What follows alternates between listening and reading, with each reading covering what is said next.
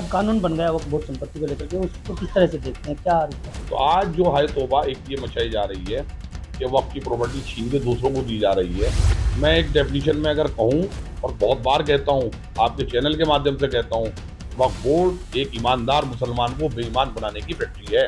हुई वो आजम खान साहब के वक्फ मिनिस्टर बनने के बाद अली बाबा 40 चोर, एक आपने कहावत सुनी होगी, वो अली बाबा थे आजम खान साहब, उनके 40 चोर उत्तर प्रदेश के 40 जिलों में सक्रिय हो गए थे। हर चोर ने अपने यहाँ पे अकूत संपत्ति इकट्ठी की। तो सहारनपुर में भी एक अली बाबा का 40 चोर में से एक चोर है। अगर सत्ता पक्ष ईमानदारी से सहारनपुर में आ जाए तो मैं दावे के साथ कह सकता हूँ कि 1000 करोड़ रुपए की लूट 1990 के बाद भी सामने आएगी।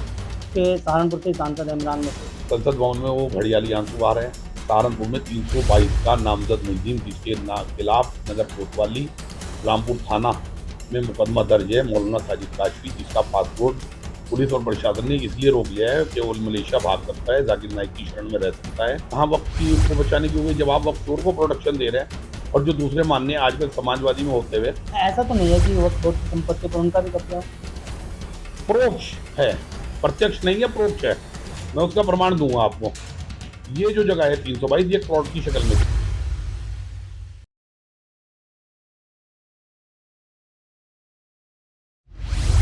राष्ट्रपति द्रौपदी मुर्मू की आदेश के बाद अब देश भर में वक्फ बोर्ड विधेयक पास हो गया है। इसको लेकर के जहां सियासी गलियारों में काफ़ी हलचल देखी जा रही है, तमाम जो विपक्षी दल हैं उनमें हड़कंप मचा हुआ है। एक दूसरे से आरोप भारतीय जनता पार्टी की सरकार पर लगाए जा रहे हैं, तो उसमें कहीं ना कहीं देखा जाए तो इस्लामिक जगत के जो धर्म गुरु हैं उनमें भी खासा आक्रोश देखा जा रहा है। और अगर समाज सेवियों की बात करें तो वो भी तरह तरह के बयान दे करके वक्फ बोर्ड बिल्कुल कहीं ना कहीं देखे तो अलग अलग तरह की बात कर रहे हैं। इस पर बातचीत करने के लिए सहारनपुर के वरिष्ठ समाज सेवी हमारे साथ हैं, उनसे बात करेंगे, जानने की कोशिश करेंगे कि सहारनपुर में वक्फ बोर्ड की कितनी संपत्तियां हैं और कितनी संपत्तियों पर मुकदमा भी चल रहा है, कितनी संपत्तियों पर कब्जा हुआ है। सर, स्वागत है आपका। सबसे पहले अपना परिचय दे दीजिए। मेरा नाम हैदर रऊफ है। मैं एक छोटा सा सामाजिक कार्यकर्ता हूँ और वक्फ ही की नहीं, जहाँ पे भी न्याय और अन्याय की लड़ाई होती है तो मैं वहाँ हमेशा न्याय के पक्ष में खड़ा होता हूँ, चाहे मैं अकेला खड़ा रहूँ। सर, आप लगातार वक्फ बोर्ड की संपत्तियों को लेकर के एक लड़ाई लड़ रहे हैं, तो सहारनपुर में ऐसी कितनी संपत्तियां हैं जिन पर कब्जादारों ने कब्जा किया है? सर, सहारनपुर में 4-5 हज़ार वक्फ संपत्ति हैं। सहारनपुर 42% मुस्लिम आबादी वाला जिला रहा है और यहाँ पर पे नवाब, जागीरदार, जमींदार लोगों ने बहुत वक्फ किया है। सबसे पहले तो वक्फ की बात पे ये मैं बताता हूँ कि वक्फ जो है एक ऐसी चीज़ है कि जिसका लाभ सबको मिलता है। जैसे मदीने में जब अल्लाह के रसूल गए और पहला कुआं हज़रत उस्मान ने खरीद के, वहाँ पे पानी का संकट था, वहाँ पे एक यहूदी कुएं से पानी बेचता था, तो आपने उस कुएं को खरीदा और तमाम मदीने के लोगों के लिए आम किया। उन्होंने ये कहा ये पानी सिर्फ मुसलमानों के लिए नहीं है, ये पानी यहूदियों के लिए भी है, ये पानी और निवासियों के लिए भी है जो पानी का मूल्य नहीं चुका सकते। तो आज जो है तौबा एक ये मचाई जा रही है कि वक्फ की प्रॉपर्टी छीन के दूसरों को दी जा रही है। तो वक्फ का मतलब ये है अल्लाह की संपत्ति है। उसमें कौम के लोगों ने, मुसलमान चूंकि गरीब थे, अपने नवाब लोगों ने उनके लिए की कि हमारी रियाया को फायदा हो जाए, तो गरीब और अमीर की नीयत से दी गई वहाँ पे, और इसलिए दी गई कि उसमें मुसलमान ज़्यादा गरीब हैं हमारे गाँव के लोग, इनका लाभ हो जाए, तो ये उनकी देने की नीयत रही। अब कानून बन गया वक्फ बोर्ड संपत्ति को लेकर के, उसको किस तरह से देखते हैं, क्या रूप है? देखिए, कानून कोई भी बनाया जाए, जब तक सरकार की नीयत क्या है कानून के पीछे और मंशा कितनी साफ है उसे देखना चाहिए। देखिए, हम तो कभी ना किसी का विरोध किया। 1990 में आजम खान साहब ने एक कानून में अमेंडमेंट किया कि वक्फ संपत्तियों को रेंट कंट्रोल एक्ट से बाहर कर दिया। अब साहब उनकी नीयत अच्छी रही उस टाइम, तो उन्होंने कहा मुतवल्लियों को, भाई तुम्हारे जो किराएदार हैं 1947 से वक्फ संपत्ति हैं, 2 रुपए, 5 रुपए, 10 रुपए किराया देते हैं, ये तुम्हारे से झगड़ते हैं, तुम इनका किराया नहीं बढ़ा पाते, अदालती कार्रवाई में वक्त बर्बाद होता है, पैसा बर्बाद होता है, तुम इनको डायरेक्ट नोटिस दे सकते हो कि बाजार दर पे किराया वसूल करें। अब उसके बाद क्या हुआ, 2-4% मुतवल्ली जो हैं, जो 2-4% मुतवल्ली हैं, उन्होंने उस अधिकार का सही उपयोग करते हुए, उनकी नीयत साफ थी। 90% तो भ्रष्ट मुतवल्ली बैठे थे, 10% जो सही थे, 5-10%, उन्होंने उस अधिकार का उपयोग करते हुए किराएदारों को नोटिस दिए। अब साहब किराएदारों को उन्होंने कहा, तुम्हारे पे 10 रुपए महीने की ये प्रॉपर्टी है और जो है ये 10,000 किराया हो गया, तुम कम से कम 1,000-2,000 तो कर दो। तो उस किराएदार ने क्या किया, 10-20 किराएदार और मिलके जाके वक्फ बोर्ड में पैसे देकर उस मुतवल्ली को ही हटवा दिया। मतलब किराएदार बलशाली साबित हुआ पैसे के बल पे, और वो मुतवल्ली जो बेचारा ईमानदारी से उस आमदनी को बढ़ाने के प्रयास में था, वो वक्फ बोर्ड से डिसमिस हो गया, वो घर बैठ गया। मैं एक डेफिनेशन में अगर कहूँ और बहुत बार कहता हूँ, आपके चैनल के माध्यम से कहता हूँ, वक्फ बोर्ड एक ईमानदार मुसलमान को बेईमान बनाने की फैक्ट्री है। अगर हम सहारनपुर की बात करें, सहारनपुर में बहुत सारी ऐसी संपत्तियां थी जिन पर अब कब्जा धारकों ने कब्जा किया है, भूमाफिया हम उनको कहेंगे। तो ऐसे आपने जो शिकायतें डाली है, क्या कुछ सामने आया है इसका? देखिए, 1.5-2 साल पहले मैंने एक पत्र 22 एजेंसियों को, राष्ट्रपति वगैरह को, मुख्यमंत्री को, सबको डाला था। कुछ में उनके पास जांच आई है प्रशासन में, कुछ पे लीपापोती का उन माफिया लोगों ने प्रयास किया है अपने पैसे के बलबूते पे अधिकारियों से मिलकर। ये है कि सहारनपुर में सबसे बड़ा उदाहरण है ईदगाह खदीम। 52 बीघे की प्रॉपर्टी, कॉमर्शलाइज यूज हो रहा है पूरा उसका। मात्र उसका किराया 1 लाख रुपए महीना। 52 बीघे की संपत्ति, शहर के अंदर, नगर निगम की सीमा के अंदर 52 बीघे संपत्ति का किराया कम से कम 52 लाख रुपए महीना हो सकता है। अगर आज के मार्केट रेट देखा जाए, उसे 1 लाख रुपए महीने पे किया जा रहा। अभी हमारे अल्पसंख्यक कल्याण अधिकारी पीछे थे, गौंड साहब, वहां पे किराएदारों की मीटिंग ले रहे थे। वहां पे एक उसका जो वर्तमान में मुस्तवली है, जिसका नाम है नईम हरामजादा। हरामजादा मैं कहता हूँ कि नईम के बाद जो उसके अपने नाम के सामने शब्द लगाता है, बड़ा पवित्र शब्द है, उसे मैं लेके उसको गाली नहीं दे सकता। तो इसलिए मैंने उसका नाम नईम हरामजादा रखा हुआ है। और वो वहां पे मौजूद था। वहां पे एक किराएदार खड़ा हुआ, साबिर अली साहब वरिष्ठ समाज से भी मेरे साथ थे, गुलशेर पार्षद वहां उस टाइम मौजूद थे मौके पर, और भी बहुत जिम्मेदार मौजूद थे। वो कह रहे थे भाई तुम सब लोग किराया बढ़ाओ, वक्त की आमदनी इसकी कम है। प्रयास कर रहे थे, सरकार का निर्देश था, उसके वो एक गोष्ठी कर रहे थे, उसकी रिकॉर्डिंग भी हो रही थी सरकारी तरीके से। तो एक किराएदार उठा, उसमें उसने कहा कि जी 16 लाख रुपए की तो ये दुकान पीछे आपने मुझे बेची, पुराने किराएदार से बिकवाई। लफ्ज क्या कह रहा है वो, बेची। वक्त कभी बिकता है? मुतवल्ली जी के सामने और उस अधिकारी के सामने कह रहा है कि मैंने खरीदी, खरीद बेच की बात हो रही, और 1 लाख रुपए मैंने आपको दिए थे रसीद बदलवाने के, उसे नहीं मराम जादो कह रहा। और आपने 500 रुपए से 800 रुपए मेरा किराया करा लिया था उस टाइम पे। अब आप कह रहे हैं इसे और बढ़ाओ, मैं नहीं बढ़ाता, मेरे तो 16 लाख दे दो जी तब। ऐसी बहुत सारी संपत्तियां हैं, चाहे जहाँ कहीं अब बड़ी मार्केट भी खड़ी हो गई है सहारनपुर के अंदर, जो वक्फ बोर्ड की संपत्ति बताई जाती थी। और कुछ नेता भी ऐसे हैं जो जिनके नाम सामने आए थे। नहीं, नेता तो 1990 में इसमें इन्वॉल्व हुए, उससे पहले तो छुटपुट जो है मौलवी, छुटपुट जो प्रभावशाली लोग जो अपने अपने इलाके में प्रभाव रखते थे, वो इससे काबिज थे। ऑर्गेनाइज रूट इसमें जो नेताओं वाली शुरू हुई, वो आजम खान साहब के वक्फ मिनिस्टर बनने के बाद। अली बाबा 40 चोर, एक आपने कहावत सुनी होगी, वो अली बाबा थे आजम खान साहब, उनके 40 चोर उत्तर प्रदेश के 40 जिलों में सक्रिय हो गए थे। हर चोर ने अपने यहाँ पे अकूत संपत्ति इकट्ठी की। तो सहारनपुर में भी एक अली बाबा का 40 चोर में से एक चोर है जो सहारनपुर में है। उसने लाइन लगा के वक्फ पे कब्जे कराए, अलसी वाला बाग पे कब्जा कराया किन्हीं ठक्कर का। आज जो है उसमें उन्होंने 23 बीघे के उल्टे सीधे कागज बना रखे हैं, विवादित हो जाएगी संपत्ति नए कानून के हिसाब से। और 23 बीघे बेशकीमती प्रॉपर्टी है, तदफीन होती थी, उसमें रिकॉर्ड है लोगों के पास, सब कुछ है, कब्रिस्तान था। ये चमन पैलेस के बराबर में कंपनी गार्डन का पिछला हिस्सा, 23 बीघे, मैं आपको लोकेट करके बता रहा हूँ। एक उन्होंने वकुल औलाद मार्केट बनाई, जो ज्ञानपुर पे मेरे रिश्तेदारों की प्रॉपर्टी थी। किस तरीके से परमिशन ली, क्या किया, किस तरह किया, पकड़ी उसमें कूद की। एक व्यापार मंडल का साथी हमारा, उसमें उसको चेहरा इस्तेमाल किया, वो भी आज अकूत संपत्ति का मालिक बन गया उस मार्केट के बाद से। और इसके अलावा ईदगाह खदीम का मैंने उदाहरण दिया। अभी नया उदाहरण 322 नंबर वफ की लड़ाई हम लड़ रहे हैं, जिसमें चांद प्लास्टिक वाले ने मेरे सामने बैठ के जिम्मेदार लोग के सामने कहा कि 4 करोड़ 70 लाख रुपए में सौदा था, 2 करोड़ 70 लाख रुपए में दे चुका। और उसमें पहला लेन देन 95 लाख रुपए का आजम खान के जो करीबी हैं उन्हीं के घर पे हुआ। तो कौन लोग हैं नेता जो इसमें इन्वॉल्व हैं और जो वक्फ बोर्ड संपत्ति पर कब्जा करा रहे हैं, ये सब? जांच कराए सरकार, सामने आएगा। जो लोग वो लेन और देन करने वाले हैं, लेने और देने वाला जब पकड़ा जाएगा, वो बताएगा मैंने किससे लिया और किसको दिया, किसको लिया और किसको दिया। लेकिन मुसीबत यह इस बात की है कि भाजपा की सरकार है, उनके पुत्र एक जो है इस टाइम माननीय है उन नेताजी के, उनके तमाम भाजपा नेताओं से इतने अच्छे संबंध हैं कि वो सब जगह प्रॉपर्टी का एक बड़ा कारोबार करते हैं। कारोबार को नहीं मैं किसी का टच कर रहा, सबको कारोबार करना चाहिए, उसमें बहुत सारे बीजेपी के नेता उनके साथ पार्टनर है।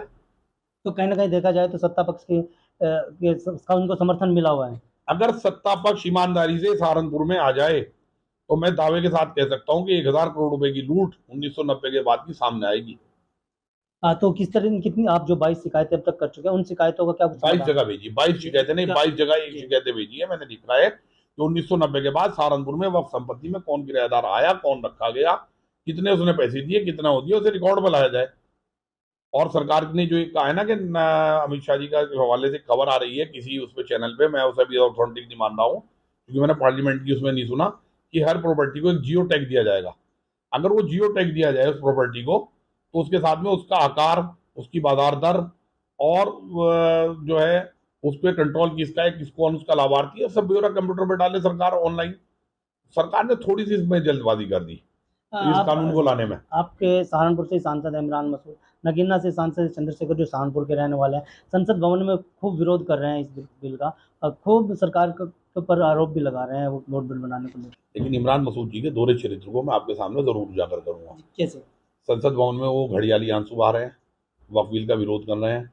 सहारनपुर में 322 का नामजद मुलजिम जिसके खिलाफ नगर कोतवाली रामपुर थाना में मुकदमा दर्ज है, मौलाना साजिद काशफी, जिसका पासपोर्ट पुलिस और प्रशासन ने इसलिए रोक लिया है कि वो मलेशिया भाग सकता है, जाकिर नाइक की शरण में रह सकता है, इस आशंका में कि वो लौट के वापस नहीं आएगा। उसका पासपोर्ट रोक लिया। वो ईद के दिन पूरा दिन उनके साथ घूमता है और रोज उनके घर जाता है, रोज उनके साथ गाड़ियों में घूमता है, तो उसे पर्चे देने का काम कर रहे हैं। और तो उनकी नीयत तो कहाँ वक्फ की को बचाने की हो गई, जब आप वक्फ चोर को प्रोटेक्शन दे रहे हैं। और जो दूसरे माननीय आजकल समाजवादी में होते हुए उनके गाय बगाए घूमते हैं, उनके पिताजी के और उनके तमाम हाथ रंगे हुए हैं। उन माननीयों ने मेरी खुद हाजी फजल रहमान साहब से जाके शिकायत की।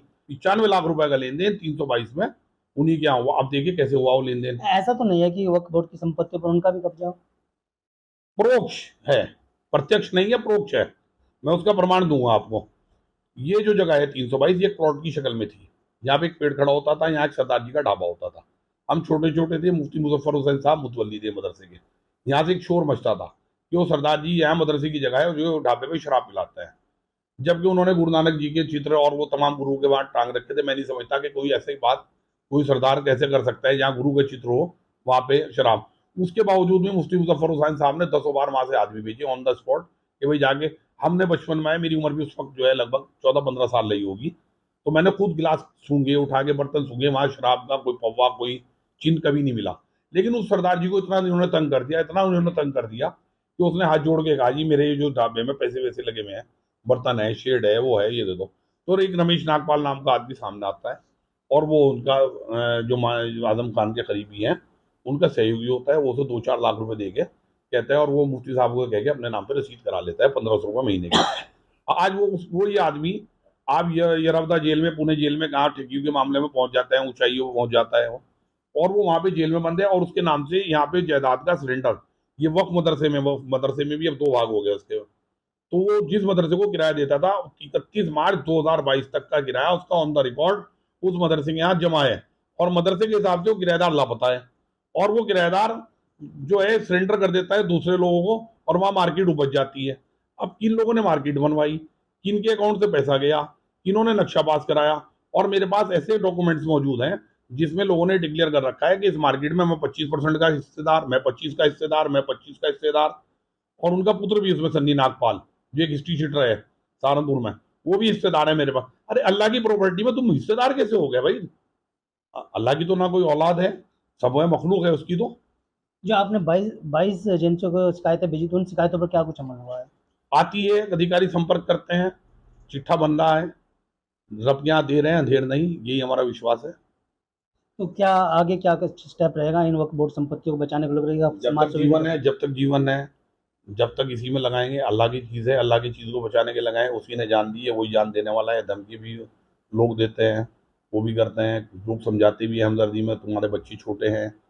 और परिवार को भी लोग जाके डराते हैं, लेकिन मैं किसी से न डरने वाला। अब वक्फ बोर्ड बिल जो ये कानून बना है, इससे क्या कुछ उम्मीदें हैं कि ये संपत्तियां जो है अब कब्जा मुक्त हो पाएंगी? अगर सरकार की नीयत सही है तो ज़रूर होंगी। और मैं तो चाहता हूं कि सरकार हर जिले में 2-4 प्रॉपर्टी मुक्त कराए। और अगर मुक्त करा ली सरकार ने, तो मैं समझता हूं कि ये भारतीय जनता पार्टी का मुसलमानों के ऊपर एक एहसान होगा। अगर वाकई माफियाओं से मुक्त करा के उनके हकदारों तक पहुंचा दी जाए वो प्रॉपर्टियां और गरीब लोगों तक। और उसके बाद जो है, मैं समझता हूं कि जो दबा कुचला मुसलमान है, जो बेरोजगार है, जो वो है, वो भारतीय जनता पार्टी की तरफ भी जा सकता है। हम भाजपा के विरोध किस आधार पर करेंगे फिर? क्यों करेंगे हम? सपा और कांग्रेस की सरकारों में तो लूटा गया। एक ऑर्गेनाइज लूट के बारे में मैंने पिछले इंटरव्यू में बताया, 1980 के बाद से लगातार हो रही है। सोसाइटी बनाते हैं और मदरसों पे कब्जा करते हैं, उन जायदादों पे अपना मुतवल्ली बनवा लेते हैं, उन्हें कंट्रोल में ले लेते हैं। ये एक लूट है, लगातार 1980 से चल रही है। भाई जब तुम्हारी सोसाइटी है तो उन सोसाइटी के तहत जायदाद खरीदो ना, पैसे अपने लगा के। ये सोसाइटी के तहत चंदा करो, वक्त जायदादों का कंट्रोल क्यों लेते हो अपने हाथ में? आप जिला प्रशासन से भी मुलाकात की होगी, उसमें किस तरह का रवैया प्रशासन का देखने में? प्रशासन को जो है उन मान्यों की बात में ज्यादा दम नजर आता है जो भ्रष्ट है, एक कागज बना के व्यापार मंडल का उसका पहुंच जाते हैं। अभी तक तो सहारनपुर में प्रशासन का यही रवैया रहा है, इसीलिए हम लोग ऊपर शिकायत करते हैं। और अगर प्रशासन का रवैया निष्पक्ष हो जाए तो कल से ये प्रॉपर्टी खाली होनी शुरू हो जाएंगी, चोर भागने शुरू हो जाएंगे छोड़ छोड़ के। और सरकार अगर डीएम साहब ये ठान लें, मैं 10 फाइलें देता हूँ, 10 दिन में कब्जा मुक्त करा के। सबसे पहले 322 है, ताले पड़े हुए हैं वहां पे, किसी का कब्जा नहीं है। सामने 50 मुसलमान बेरोजगार और 2-4 उसमें हिंदू भी हैं, फ्रूट वाले, हमें उनसे भी गुरेज नहीं। उनकी समिति बना के 322 में उन्हें लाया जाए, जामा मस्जिद के सामने का जाम हटाया जाए और उनकी किराएदारी वो 50,000 रुपये महीना दे सकते हैं, 1,000 रुपये महीना। फूल वालों की तरह उनके स्टॉल लग जाएंगे, जामा मस्जिद के सामने सुंदरता बढ़ेगी, जाम हटेगा और एक वक्त जो है लोग के काम आएगा। करे हाँ, प्रशासन। वो व्यापारी नेता भी बहुत सारे हैं सहारनपुर में और पूर्व मंत्री भी बहुत सारे हैं। कि उनके नाम बता पाएंगे कि कोई अगर कोई आपको परेशानी या दिक्कत है, कोई डर ना हो? एक लेटर साबिर अली साहब की एक संस्था है, उन्होंने इस बारे में एक पंचायत बुलाई थी। इसको वक्फ को मुस्लिमों से जोड़ते हुए 3 वर्तमान विधायक, 3 यहाँ पे पूर्व विधायक और जो पूर्व एमपी थे हाजी फजलुर रहमान साहब, उन्हें माइनॉरिटी के यहाँ पे अध्यक्ष रहे जिले में लियाकत एडवोकेट अल्पसंख्यक आयोग के। यहाँ पे जो अब हाफिज उस्मान साहब भी यहीं निवास कर रहे हैं सूचना आयुक्त की हैसियत से। जो लोग मतलब समाज के, मुस्लिम समाज के माननीय रह चुके हैं या माननीय हैं, और जितने मुस्लिम जिलाध्यक्ष थे राजनीतिक पार्टियों के, 16-17 लोगों को बुलाया था, मात्र उसमें 2 पहुंचे थे। और उनमें 2 में से एक वो थे बेशरम बन के खुद पंचायत में आ गए थे, जिनके खिलाफ पंचायत थी। नाम नाम बताएं। सरफराज खान। और आपने व्यापार वर्ग के नेता का भी नाम लिया, बता रहे हैं? व्यापार वर्ग के तो बहुत हैं, कोई जुनेजा है, कोई ठक्कर है, कोई मनोचा है, कोई सनोचा है, सबके कब्जे है, सबसे पार्टनरशिप है उनकी। कहाँ तक नाम लूं, हर प्रॉपर्टी में नया पार्टनर है। कुल कितनी प्रॉपर्टी होंगी सहारनपुर के अंदर अगर हम बात करें? सहारनपुर में देखो 5-7-10 का तो मैं मोटा मोटा बता रहा हूँ। अब जब इन पे कामयाबी मिलेगी और भी बताएंगे। पोथी तो बहुत बड़ी है, इनमें शुरू तो होना कहीं से काम। अगर योगी जी के निर्देश हैं, जिला प्रशासन ने लागू करता है, 322 सबसे आइडियल केस है। आमदनी तो मदरसे को ही जाएगी, किसी और को नहीं जाएगी उसकी। वो मदरसे के लोग मौलाना 4,000 रुपये महीना चांद प्लास्टिक वाले से लेने में क्यों इंटरेस्टेड है, 50,000 रुपये महीना पे गरीबों से लेने में क्यों इंटरेस्टेड नहीं है? इस सवाल का जवाब कौन देगा? बिल बनने के बाद सरकार से क्या उम्मीद? उम्मीद है कि 4,000 में और 50,000 में फर्क महसूस करते हुए 50,000 वालों को उस प्रॉपर्टी को दिलाएगी, 4,000 वालों जो माफिया काबिज होने के कगार पे हैं उनके हौसले पस्त करेगी। बहुत बहुत धन्यवाद आपका। ये थे हमारे साथ सहारनपुर के समाज सेवी कि जिन्होंने न्यूज़ 14 से बातचीत में साफ कर दिया है कि जो संपत्तियां सहारनपुर में भूमाफियाओं के कब्जे में है, तो उनको छुटवाने के लिए सरकार से बहुत सारी उम्मीदें, और सरकार उन संपत्तियों को छुटवाती है तो जो गरीब और ज़रूरतमंद लोग हैं उनको देती है, तो कहीं ना कहीं उन लोगों को बहुत सारा फायदा होगा। वीडियो के बारे में आपको क्या रहना कमेंट में। अगर आप ये खबर फेसबुक पर देख रहे हैं तो वीडियो को लाइक करके पेज को फॉलो करें। इसके अलावा अगर आप इस खबर से यूट्यूब के जरिए जुड़े हैं तो चैनल को सब्सक्राइब करके बेल आइकन दबाना बिल्कुल ना भूलें। नमस्कार।